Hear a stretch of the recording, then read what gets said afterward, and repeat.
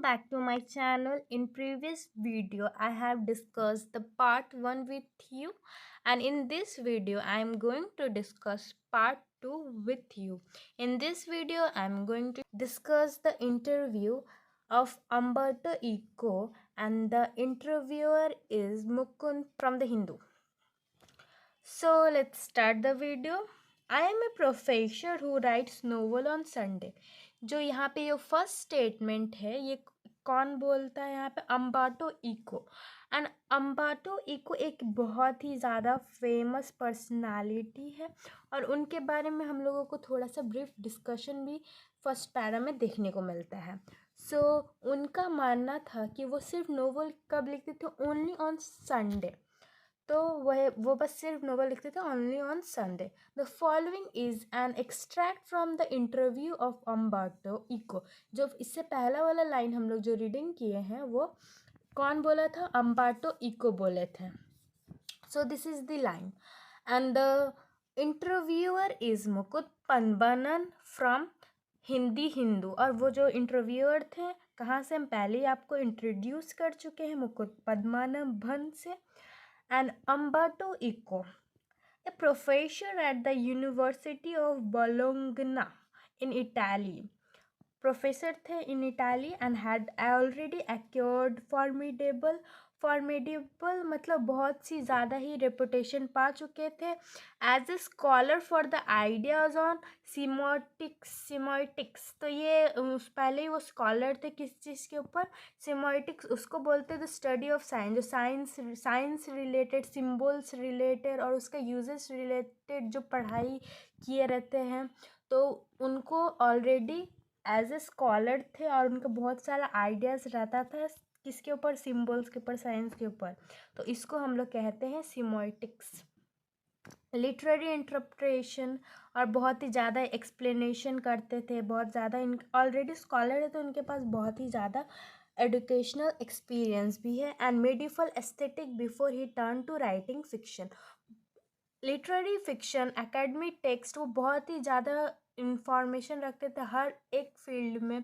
Literary fiction भी जानते थे, एकेडमिक टेक्स्ट भी, सभी कुछ वो लिखते थे बच्चों के लिए, एसेस के लिए. बट उनका वन ऑफ द फेमस जो हुआ था वो क्या था? नोवेल था. और उन्होंने बहुत सारे लिटरेरी फिक्शन भी लिखे हैं, एकेडमिक टेक्स्ट भी लिखे हैं, एसेस भी लिखे हैं, चिल्ड्रंस बुक्स भी लिखे हैं, न्यूज़पेपर आर्टिकल्स भी लिखे हैं. हिज रिटन आउटपुट इज स्टैगरिंगली मतलब शॉकिंग रहता है. जो भी वो लिखते हैं बहुत ज़्यादा शॉकिंग करता है रीडर्स को, और बहुत ही लार्ज रहता है और बहुत ही बड़ा करके एक्सप्लेन किया रहता है जो भी उनका राइटिंग्स रहता है. और in 1980 he acquired the equivalent of intellectual super stardom. और उनको जब स्टारडम मिलता है 1980 में, 80s में उनको स्टारडम मिलता है. किस लिए मिलता है? उनका जो एक नोवेल है, जो नोवेल पब्लिश हो रहा है, द नेम ऑफ द रोज, तो वो 10 मिलियन से भी ज़्यादा कॉपी सोल्ड आउट हुए हैं.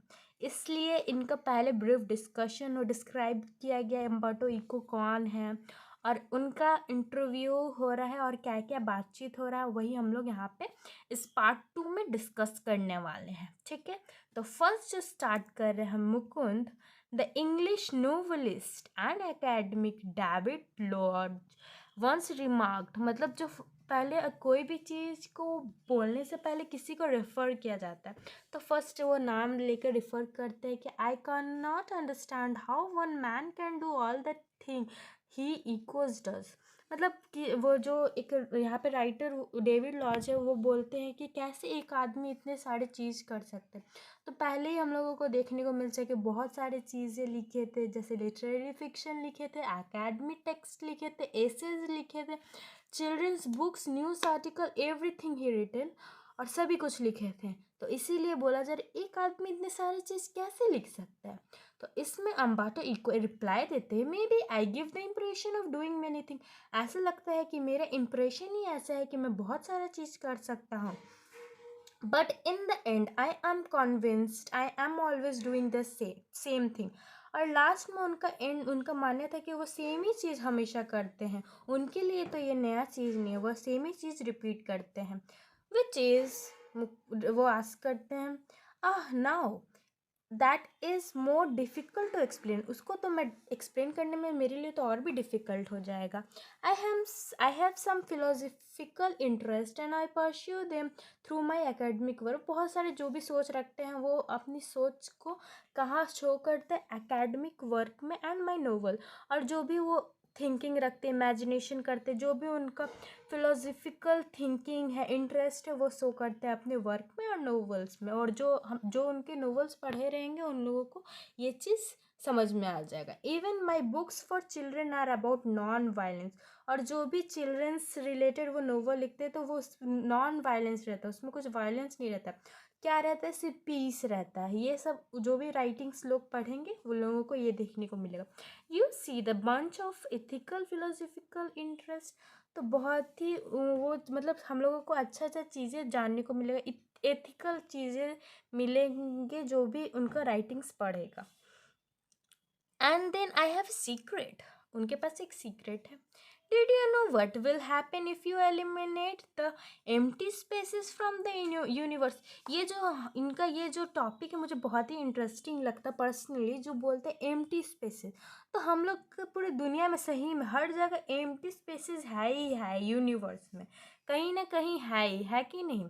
The eliminate the empty spaces on the in all the atom, हर जगह है।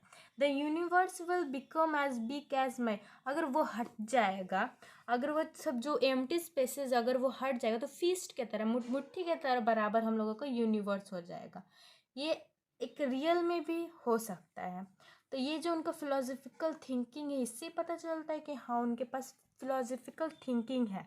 Similarly we have lot of empty spaces in our life. बहुत सारा एम्प्टी स्पेसेस है इन आवर लाइफ।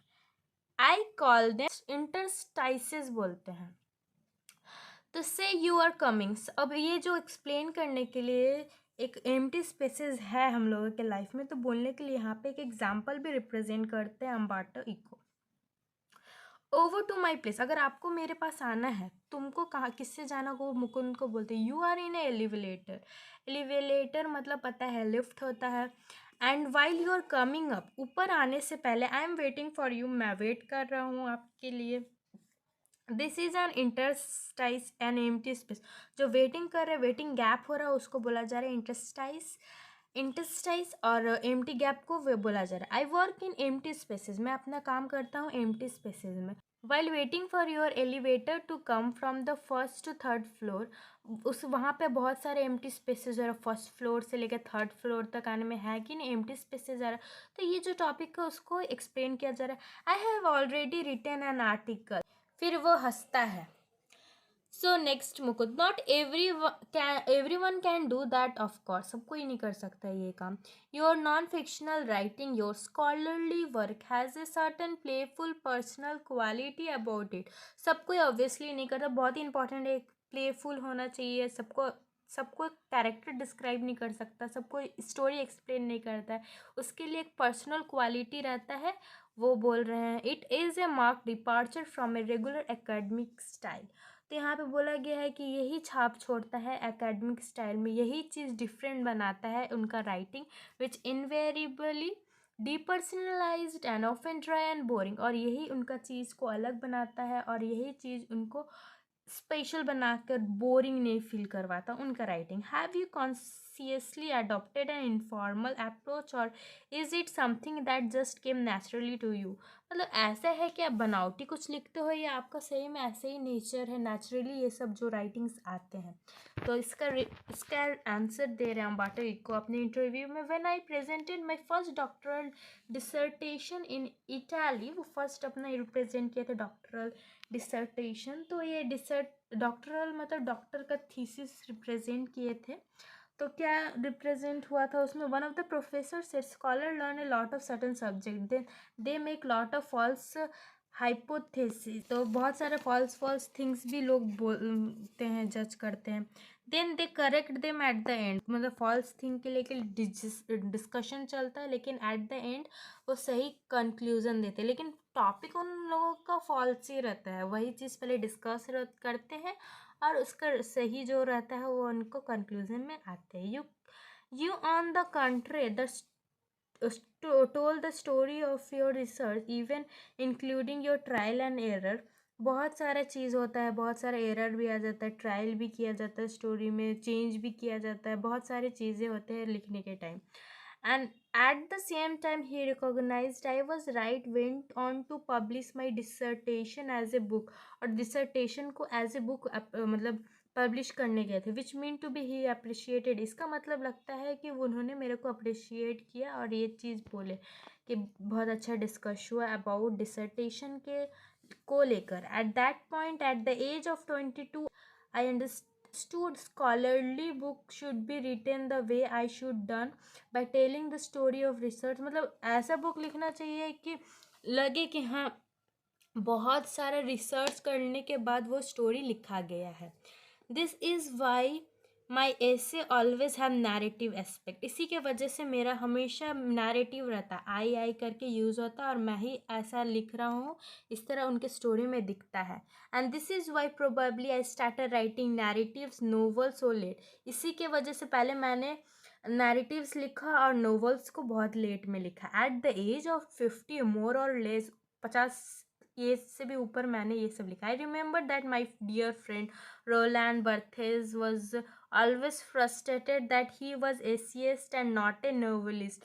इसीलिए वो फ्रस्ट्रेटेड रहता था, वो नोवेलिस्ट था, not a sorry he was an essayist not a novelist. He wanted to do creative writing one day or another but he died before he could do so.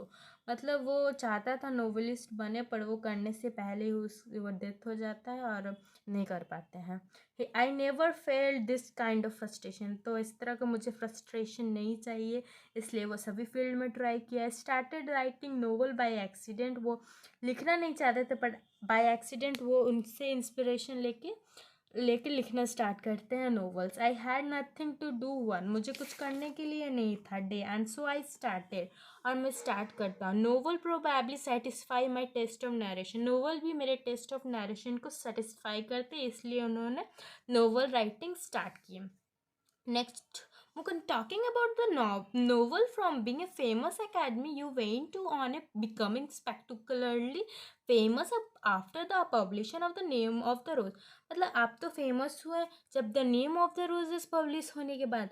You have written 5 novel against many more scholarly work of non fiction, at least more than 20 of them. तो इनका पूछने के कितने सारे आपने writings लिखे हैं और बोल रहे हैं कि आपने तो उससे भी पहले बहुत सारे राइटिंग्स लिखे होंगे, 20 या 20 से भी ज़्यादा लिखे होंगे writings. Not only novel but also non fiction works. हम बोलते इको पूरा एग्जैक्ट बोलते हैं, 40 से भी ऊपर मैंने राइटिंग्स लिखे हैं Mukund. Over 40 among them seminal piece of work on semiotics. वही स्टडी ऑफ साइंस लेकर भी वो लिखे हैं, कुछ कुछ उनका वर्क है. 40 में से वो भी उनका एक वर्क है. But ask most of people about Umberto Eco, they will say oh he is a novelist, does that bother you. पर आप वो जानते नहीं कि आपने इतने सारे बहुत सारे फिक्शनल वर्क भी लिखे, नॉन फिक्शनल वर्क भी. बट वो ज़्यादातर जो पीपल्स है वो अगर पूछा जाए अम्बाटो इको क्या है तो वो सभी का आंसर रहेगा कि वो एक नोवेलिस्ट है. क्या आपको ये बॉदर करता है? Umberto Eco, yes, because I consider myself a university professor who writes novel on Sunday. असली में मुझे ये बात बहुत ही बॉदर करता है बिकॉज वो राइट करते हैं novels only on Sunday. It's not a joke, मैं मजाक नहीं कर रहा हूँ. I participate in academic conferences and not meeting of pen club and writer. तो जो संडे में सब पेन क्लब्स ये सब राइटर लोग का मीटिंग होता है, लेकिन वो उस दिन ये सब ना करके संडे को सिर्फ नोवेल लिखते हैं. I identify myself with academic community, but okay, if the most people have read only the novel, Love and Shrugs, वो हंसते हैं और इंटरेस्ट इस सब में इंटरेस्ट उनका नहीं रहता है. श्रग्स मतलब lack of interest. I know that my writing novel read larger audience. मतलब मेरा नोवेल ही ज़्यादा लोग पढ़ते हैं, इसी का मेरा बहुत सारा लार्जर ऑडियंस है. I can not expect to have 1 million reader with stuff on semiotic. मैं नहीं सोच सकता कि एक सिमोटिक एक सब्जेक्ट कोई पढ़ सके. 1 मिलियन पीपल लोग नहीं इंटरेस्टेड रह सकते कि पढ़े स्टडी ऑफ साइन लेके. पीपल्स का बहुत सारे डिफरेंट टेस्ट रहते हैं, जो जो अलग अलग थिंकिंग रहते हैं, इमेजिनेशन, तो कितना लोग का इंटरेस्ट रहेगा कि स्टडी करें सिमोइटिक्स के ऊपर। इसलिए उन लोगों ने रिलेट नहीं कर पाया, और ये मेरा सिमोइटिक्स उतना फेमस नहीं है, 1 मिलियन लोग रीडर्स नहीं है उसके। फिर Mukund, which brings me to my next question, the name of the rose is very serious, no is a very serious novel, it's detective yarn. जो इसमें हम लोगों को जो डिटेक्टिव थिंग देखने को मिलता है at the one level, but it also delves into metaphysics. तो यहाँ पे क्या होता है कि बहुत सारी चीज़ हम लोगों को इस नोवेल में देखने को मिलता है हम लोगों को मेटाफिजिक्स में। डिटेक्टिव रिलेटेड है ये नोवेल, थियोलॉजी भी है इसमें, मेडिवल हिस्ट्री, पहले की हिस्ट्री रिलेटेड डिस्कशन होता है। तब भी ये इसके बहुत सारे लोगों ने इसको अप्रिशिएट किए, बहुत ज़्यादा ही ह्यूज मास ऑडियंस है इसके। Were you puzzled at all this, मतलब इससे तुम पजल हो रहे हो कि नहीं, पूछ रहे हैं।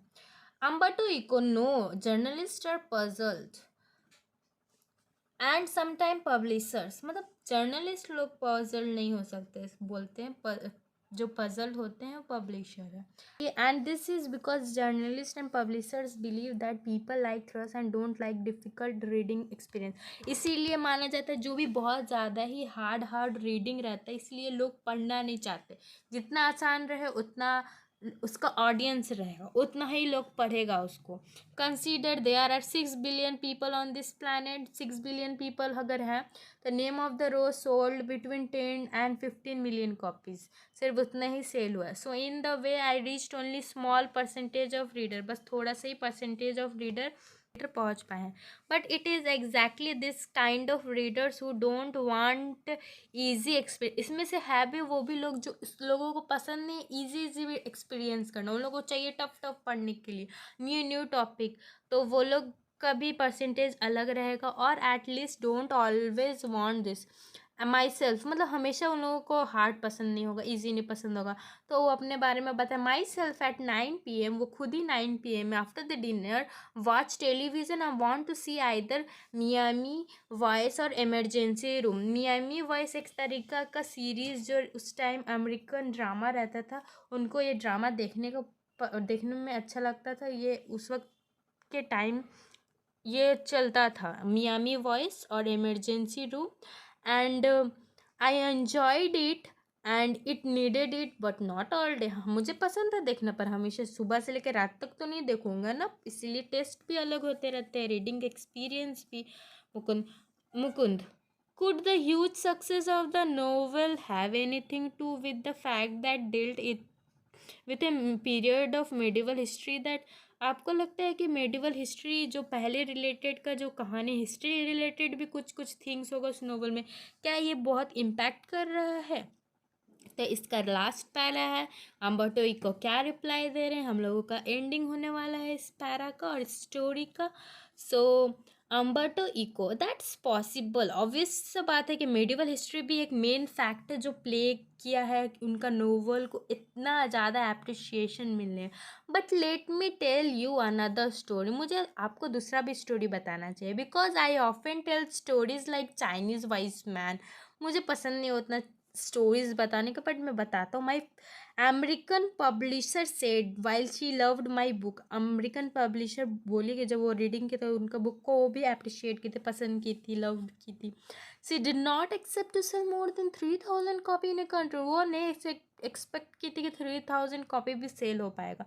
Where nobody has seen a cathedral studies Latin, और जहाँ पे 3000 कॉपी, मतलब किसी को पता ही नहीं था जो स्टडी किया लैटिन को पढ़ सके, कोई जानता ही नहीं था। So I was given advance for 3000 copies, but in the end it sold 2 और 3 मिलियन इन द यूएस। मैंने 3000 कॉपी दिया था, एस्टिमेट किया कि इतना लोग पढ़ सकता है, लेकिन मैंने खुद देखा कि यूएस में 2 और 3 मिलियन लोगों ने पढ़ा है। A lot of book have been written about medieval past far before mine, बहुत सारा मेडिवल हिस्ट्री लेकर बहुत सारा नोवेल, बहुत सारा राइटिंग पब्लिश हुआ, लेकिन उस टाइम लोग इस टॉपिक में इंटरेस्टेड थे। तो ये टाइम भी बहुत इम्पैक्ट करता है, जो टाइम में राइटिंग्स लिखा जाए तो वो अगर इम्पैक्ट नहीं करेगा तो कैसे उनका फेमस होगा वो ये work. I think the success of the book is a mystery. Obvious सा बात है, मिस्ट्री भी हो सकती है, इतना कैसे हो सकता है famous? Nobody can predict, कोई नहीं बोल सकते कि यही बुक लोग पढ़ेंगे, ये बुक पढ़ेंगे। कोई भी बुक फेमस हो सकता है, कोई भी बुक किसी को भी एक्सपीरियंस में अच्छा लग सकता है, सिमिलर लग सकता है। I think if I had written the name of rose 10 years early, अगर मैंने ये जो स्टोरी मेडिवल हिस्ट्री है, जब ये घटना हो रहा था उस वक्त लिखता, तो वो इतना फेमस नहीं होता। और 10 years लैटर जब मैंने ये लिखा उसके बाद भी लिखता, तो ये इतना वायरल या फेमस नहीं होता। It wouldn't have been the same. Why it work at the time is a mystery. Mystery time, जब टाइम के हिसाब से वर्क किया, ये जो बुक पब्लिश हुआ उनके लिए कैसे इतना पॉपुलर हुआ, always it is a mystery. So thank you for watching this video. Don't forget to like and subscribe my channel. Bye.